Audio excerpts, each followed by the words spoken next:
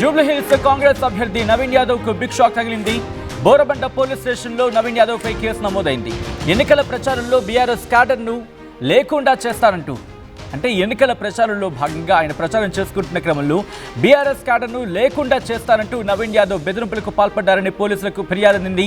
నవీన్తో పాటు ఆయన సోదరుడు వెంకట్ యాదవ్పై కూడా కేసు నమోదైంది. బెదిరింపులతో నిబంధనలు ఉల్లంఘించారని ఎన్నికల అధికారులు ఫిర్యాదు చేసినట్టుగా తెలుస్తోంది. విజువల్స్ మీరు చూస్తున్నారు. ప్రస్తుతం ఎన్నికల ప్రచారంలో పాల్గొన్నారు నవీన్ యాదవ్. ఇటు కాంగ్రెస్ పార్టీ నుంచి ఆయన బరిలోకి దిగారు. ఈ నేపథ్యంలో ఎన్నికల ప్రచారంలో పాల్గొన్న ఆయనపై కేసు నమోదైంది. ఎన్నికల ప్రచారంలో భాగంగా ఆ క్యాంపెయినింగ్ చేస్తున్న క్రమంలో కొన్ని వివాదాస్పద వ్యాఖ్యలు చేశారని చెప్పి కేసు నమోదైంది. జూబ్లీహిల్స్ కాంగ్రెస్ అభ్యర్థి నవీన్ యాదవ్కు బిగ్ షాక్ తగిలింది. బోరబండ పోలీస్ స్టేషన్లో నవీన్ యాదవ్పై కేసు నమోదైంది.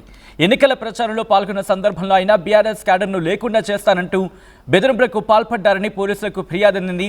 నవీన్ యాదవ్తో పాటు ఆయన సోదరుడు వెంకట్ యాదవ్పై కూడా కేసు నమోదైంది. బెదిరింపులతో నిబంధనలు ఉల్లంఘించారని ఎన్నికల అధికారులకు ఫిర్యాదు అందింది. ఈ క్రమంలో ఎటువంటి కేసెస్ నమోదయ్యాయి, ఎన్ని సెక్షన్స్ కింద కేసు నమోదవడం జరిగింది, ఎటువంటి యాక్షన్ తీసుకునే అవకాశం కనిపిస్తోంది,